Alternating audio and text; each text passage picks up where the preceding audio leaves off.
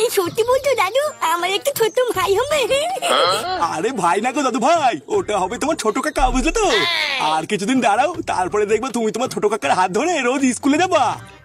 কি বলছো দাদু, তুমি সত্যি বলছো তো? আরে হ্যাঁ গো দাদু ভাই, আমি একদম সত্যি কথাই বলছি। আমি কি আর এক ভুল বারবার করি? আমি তাহলে ওরা ঠিক করেই নিয়েছি, আমার ছোট ছেলেকে অনেক দূর পড়াশোনা করিয়ে অনেক বড় করব।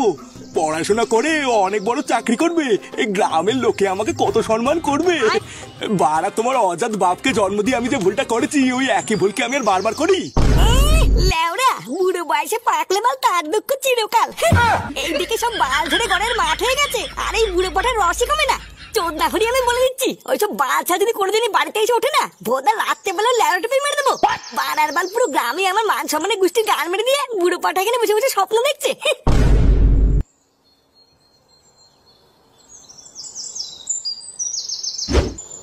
আরে ফুটো, কোথায় যাচ্ছ? এই লেওরা কোথায় আর যাবো, ক্লাবের দিকে যাচ্ছি। কেন, কিছু বলবো নাকি? আরে কিছু বলবো আবার কি কথা, এত বড় একটা খুশির খবর, আমাদের মিষ্টি কই? মিষ্টি? কেন লেওরা, অসময় তোমাকে মিষ্টি কেন খাওয়াতে যাবো? আরে সে কি গো, নান্টুদার ছেলে হচ্ছে, তোমার ভাই হচ্ছে, আর আমাদের মিষ্টি খাওয়াবে না? ভাবতেও অবাক লাগে, এই বয়সেও নান্টুদার সাথে দম আছে। তা বলো, আমাদের মিষ্টি কবে খাওয়াচ্ছ? এই বাড়া তোমাকে কে বললো যে আমার ভাই হবে? আরে কে আবার বলবে, নান্টুদারের সুখবরের কথা নান্টুদাই তো আজ সকালে সবাইকে বলেছে। নান্টুদাই যখন বলেছে, তখন মিষ্টির টাকাটা নান্টুদার কাছ থেকে না নিয়ে কি আমার কাছে গান মারাচ্ছে নাকি? বাড়াই বুড়ো পটাটা পুরো গ্রামের সামনে আমার মান সম্মান সব শেষ করে দিল। কিরে বাড়া, দায় দেরি কি আমার বাল রেখিস নাকি স্যার?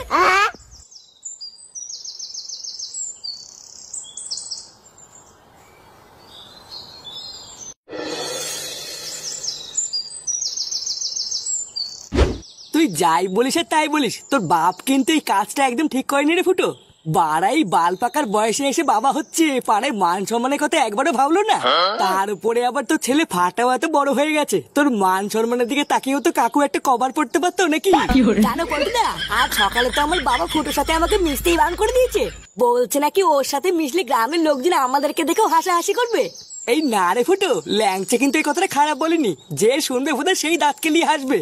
সে তুই আমাদেরকে যাই ভাবিস না কেন ফুটো, কাকুর বুড়ো বয়সের এই পরিকল্পনাকে আমরা বালছে ক্লাবের সদস্যরা তীব্র নিন্দা জানাই। এই বাড়া তোরা এমন ভাবে বলছিস, মনে হচ্ছে সব লজ্জা লেওটা তোদেরই লাগছে, আমার ভোদার বাল কোনো লজ্জাই নেই। ভোদা সারা গ্রামে ছড়িয়ে গেছে আমার নাকি ভাই হচ্ছে, লেওরা যে দেখতে সেই মিষ্টি খেতে চাইছে। চোদ্দা গুলো এইসব শুনে কি আমার লজ্জা লাগে না নাকি? হ্যাঁ, এই সবই হলো তোর বাবার একটা চাল, বুঝলি ফুটো? আমি তো শিওর তোকে সম্পত্তির ভাগ দেবে না বলে কাকু রাতের অন্ধকারে এই চক্রান্তটা করেছে। আমাকে সম্পত্তি দেবে না, ভোদা অতই সহজ নাকি? পাড়ার বল আমার নাম যে ফুটো, এটা হয়তো তোরা ভুলে গেছিস। যদি কোনো চুতুর বুতুর দেখি বা যদি কোনো সম্পত্তি এদিক ওদিক হয় না, ওই বাপের পোলতে তো আগুন ধরাবো, আমি সম্পত্তির গোষ্ঠী গুদ মেরে দেবো। তাহলে তুই একটা কাজ কর বুঝলি ফুটো, কোনো একটা অঘটন হয়ে যাওয়ার আগে তোর বাপের কাছ থেকে আজ রাতেই সম্পত্তির ভাগটা চেয়ে নে, বুঝলি? হ্যাঁ রে, পোল্টুদা কিন্তু এটা একদম খারাপ বলেনি।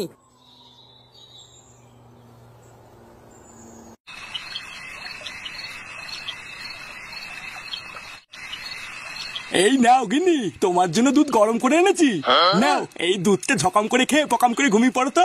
তোমাকে আবার এসব কে করতে বললো বলো তো? আমাকেও তো বলতে পারতে, আমি নিজেই না হয় করে নিতাম। আরে বাবা গিন্নি, তুমি যদি সব করো তাহলে আমি কেন আছি বলো তো? এমনিতেও তোমার এই সময় কাজ করাটা খুব একটা ভালো না, বুঝলা?